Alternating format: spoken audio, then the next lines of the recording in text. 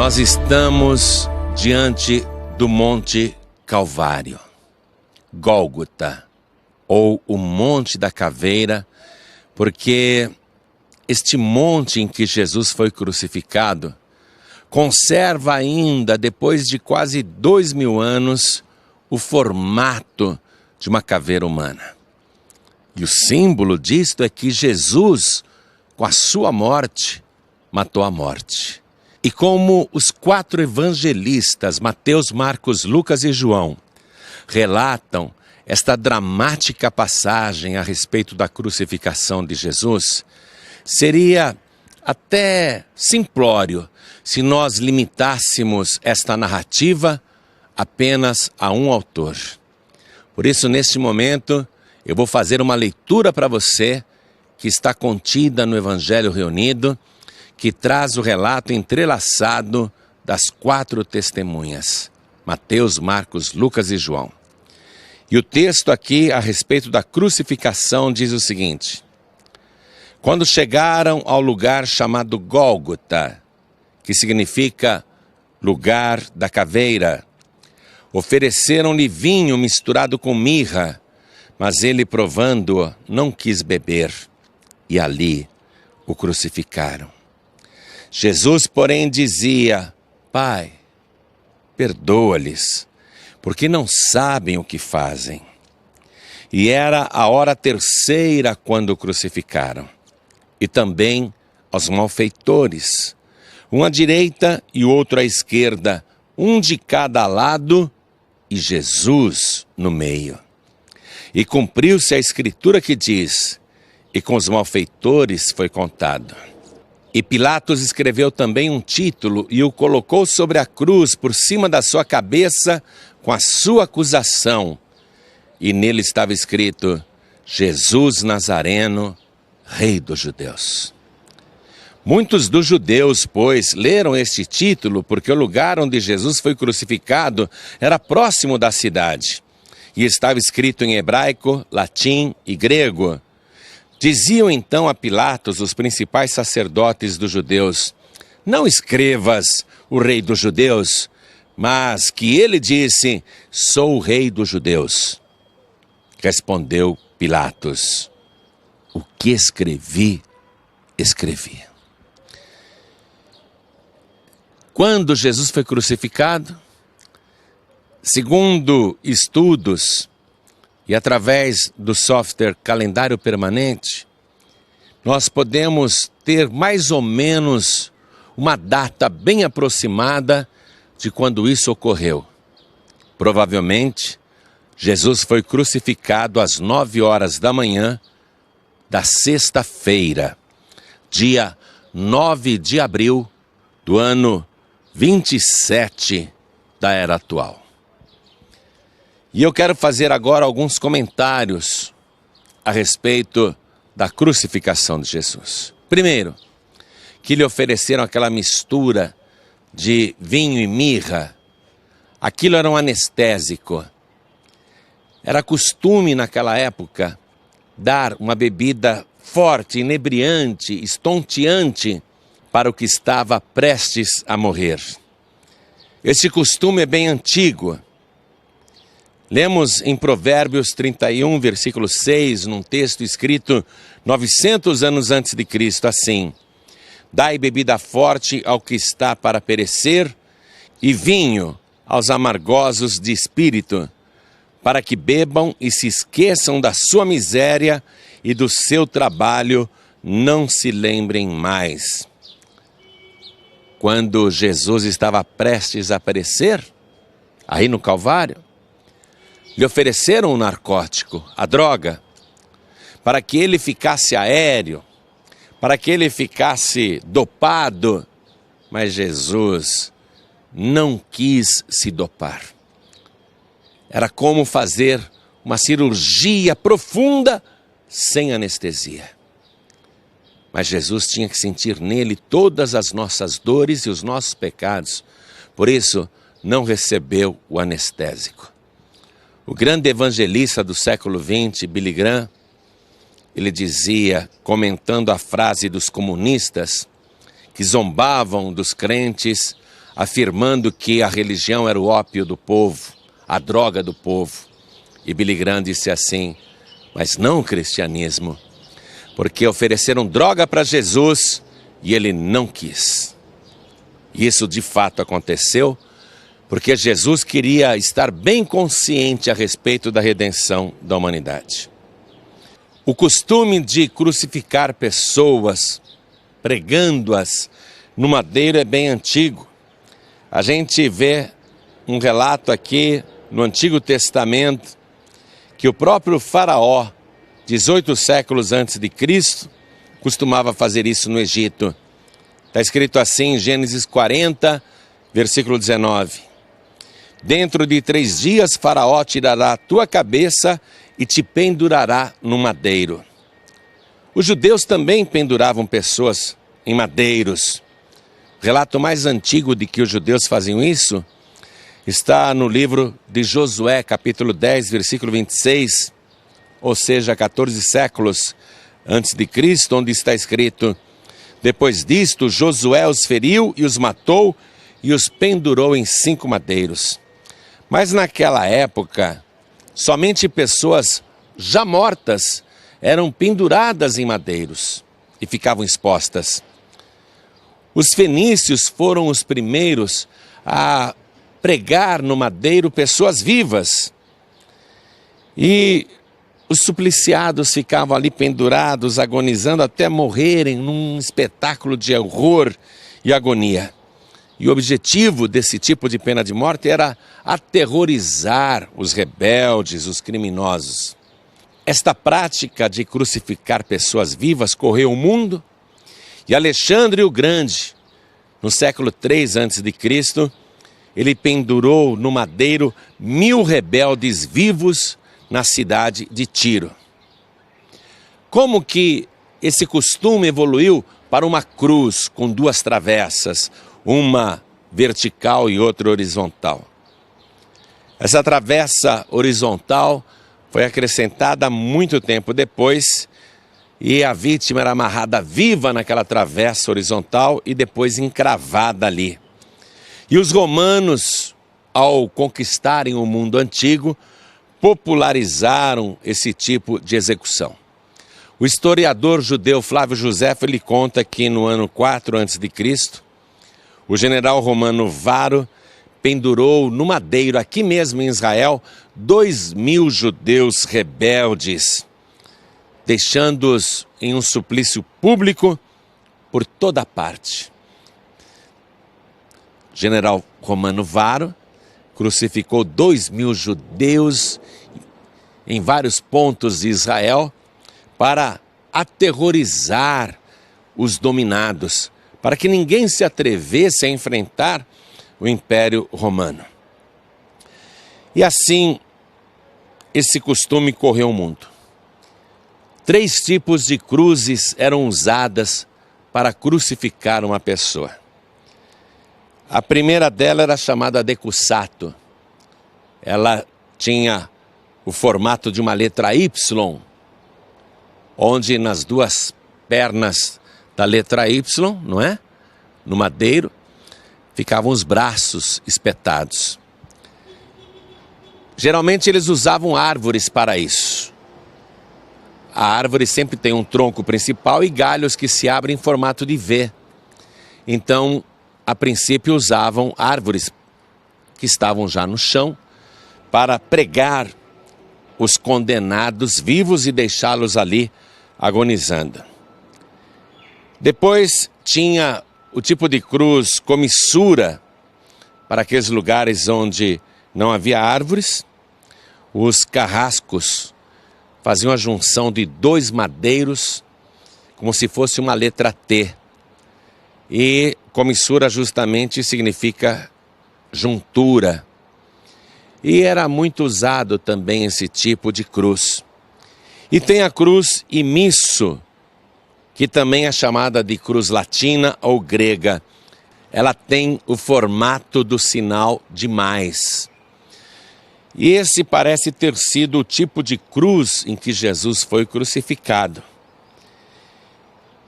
Mas, de qualquer maneira, a crucificação era algo horrendo. Deixe-me explicar para você algumas coisas.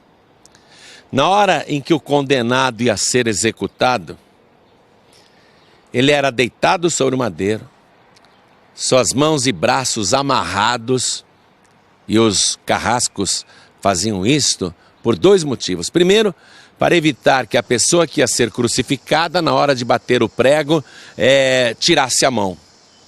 Estando o braço amarrado, ela não conseguia se mexer, facilitava o trabalho dos carrascos. E o outro motivo é porque quando eles suspendiam o condenado no madeiro, entre o céu e a terra, o seu corpo ficava amparado pelas cordas.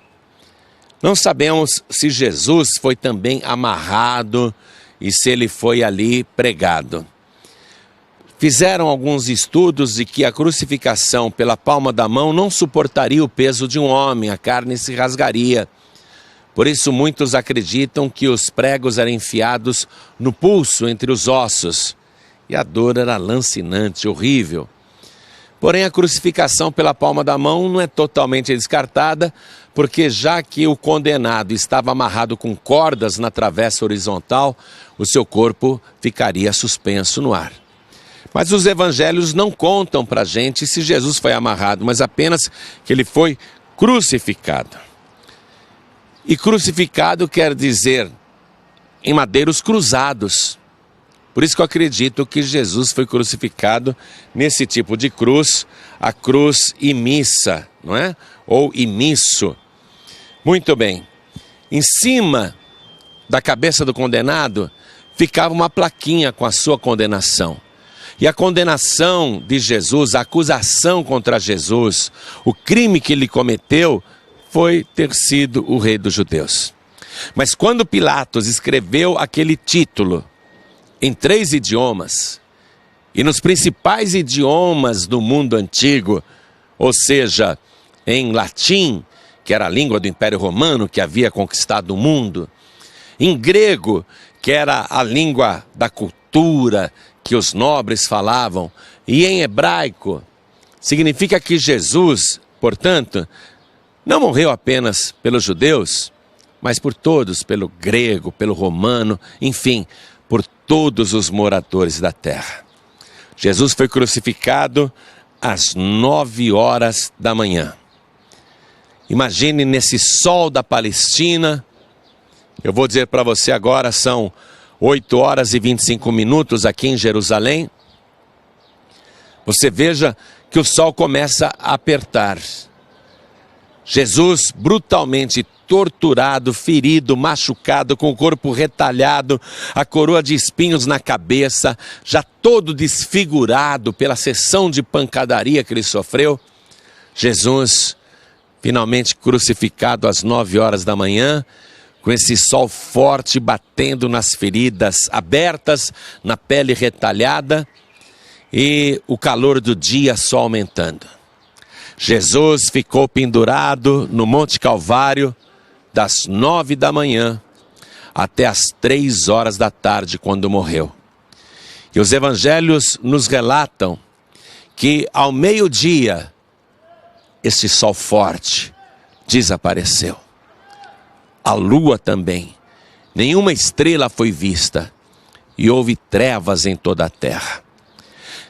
Eu creio que isto ocorreu por alguns motivos. Primeiro, para aliviar o Messias sofredor, porque o sol era uma tortura extra na pele do Senhor Jesus, na sua carne. Eu creio que o sol desaparecendo e vindo densas trevas neste lugar, houve uma refrigeração no ambiente. Aquilo, de uma certa maneira, aliviou a dor de Jesus. É como se o sol dissesse: estou vendo o que os homens fazem com ele e não quero participar desta tortura que estão fazendo no meu Criador. É como se o sol, a natureza, se recusasse a participar de tamanha barbaridade. E o outro motivo é porque Jesus disse: esta é a hora e o poder das trevas, E mais um motivo ainda, eu acredito que tudo se escureceu porque a luz do mundo estava se apagando. Naquele momento, a humanidade estava recebendo o maior favor de Deus. O maior favor que um pai poderia fazer por estranhos, sacrificando o próprio filho. A luz do mundo foi se apagando. E a terra se escureceu. Naquela hora, Jesus cita uma frase em aramaico. Ele reúne as poucas forças que tem. Ele olha para este céu agora todo escuro. E ele diz: Eloi, Eloi, lama sabachthani. E ele está dizendo: meu Deus, por que me desamparaste? Na verdade, ele não estava desamparado. Mas é difícil para um pai. É difícil para um pai ver um filho ser torturado até a morte sem merecer. É difícil para um pai contemplar o filho único, o filho amado, morrendo por pecadores. E mais ainda, sendo esta a vontade do Pai. O Pai queria que ele morresse crucificado. E Jesus, antes da cruz, lá no Getsemane, ele orou 3 vezes dizendo: Pai, se possível, passe de mim este cálice sem que eu beba, mas não seja feita a minha vontade, mas a tua. E quando veio o anjo confortar Jesus, ainda no Getsemane, ficou claro que não havia outro meio, que era da vontade do Pai que ele fosse crucificado. Então, as trevas, naquela tarde, tudo escuro, é como se o céu, olhando para a terra, não quisesse ver. É como se os anjos virassem o rosto. É como se o céu inteiro chorasse, porque o único justo que já viveu neste planeta, o único que fez a vontade do Pai do princípio ao fim, o único que viveu sem nenhum pecado e só fez o bem e só pregou amor, estava perecendo pelos injustos. É impossível ficar indiferente a este sacrifício. Você pode gostar do Buda, a escolha é sua, mas o Buda não sofreu nada por você. Você pode gostar do Maomé, a escolha é sua. Você pode escolher a religião que você quiser, mas me perdoe, Maomé não sofreu nada por você. E eu digo mais, entre todos os líderes de grandes religiões do mundo, nenhum teve autoridade de dizer: eu e o Pai somos um. Só Jesus. Você pode continuar vivendo do jeito que você quiser. Você pode fazer de conta que isso não aconteceu. E você pode até dizer: eu não tinha nada a ver com isso. Mas a verdade é que ele morreu pelos meus e pelos teus pecados. Ele foi ferido pelas nossas transgressões e pelas nossas iniquidades. O castigo que nos traz a paz estava sobre ele. E pelas suas pisaduras nós fomos sarados. Por isso que ele foi torturado da cabeça até os pés e não ficou uma parte sã no seu corpo. Porque ele também estava levando todas as tuas enfermidades. Você quer ter paz? Ele sofreu o castigo que nos traz a paz. Você quer ter saúde? Ele levou sobre si todas as nossas dores e enfermidades. Você quer ter salvação? Você quer ser salvo? Ele levou sobre si todas as nossas transgressões e todas as nossas iniquidades. Você quer ter vida de verdade? Ele deu todo o seu sangue para que você tenha vida, porque a palavra de Deus diz que a vida está no sangue. Mas não um sangue qualquer, o sangue sem pecado, o sangue puro de Jesus. Quer tudo isso? Então, neste momento, abra o teu coração. Abra. Coloque a tua mão direita sobre o teu coração assim, ó. E faça essa oração comigo. Você quer entregar a vida para Jesus agora? Quer recebê-lo como teu único, suficiente, exclusivo e eterno Salvador? Então ore assim comigo, com a mão direita sobre o teu coração. Ore assim. Meu Deus e meu Pai, eu recebo agora o Senhor Jesus e o seu sacrifício por mim. E eu declaro que Ele é o meu único, suficiente, exclusivo e eterno Salvador. Perdoa, Senhor, todos os meus pecados. Apaga as minhas transgressões e as minhas iniquidades. Escreve o meu nome no teu santo livro, o livro da vida, porque a partir de agora eu declaro que o Senhor Jesus é o meu único, suficiente, exclusivo e eterno Salvador para todo sempre. Amém. Continue assim, com a mão direita sobre o teu coração. Deixe-me orar por você aqui, diante do Monte Calvário, do Gólgota, do Monte Caveira, o lugar da caveira. Deixe-me orar por você agora, que tomou a sábia decisão de receber Jesus como teu único, suficiente, exclusivo e eterno Salvador. Pai querido, eu levanto os meus olhos neste mesmo céu que Jesus Cristo levantou os olhos. Eu contemplo o mesmo céu que o Senhor contemplou há 2000 anos atrás. E eu oro por esta pessoa que compreendeu o sacrifício de Jesus, que Ele morreu no nosso lugar para nos salvar. E eu peço ao Senhor que abençoe esta pessoa que entregou a vida ao Senhor. Escreve o nome dela, escreve o nome dele no livro da vida, para que conste isso no dia do juízo. Para que quando forem abertos os livros, esteja registrado que hoje esta pessoa entregou a vida para Jesus, se arrependeu dos seus pecados e pediu perdão ao Senhor. E para que o nome dela também esteja registrado no livro da vida, o livro do Cordeiro. Muito obrigado a Deus por Jesus Cristo, o meu único, suficiente, exclusivo e eterno Salvador para todo sempre. Amém.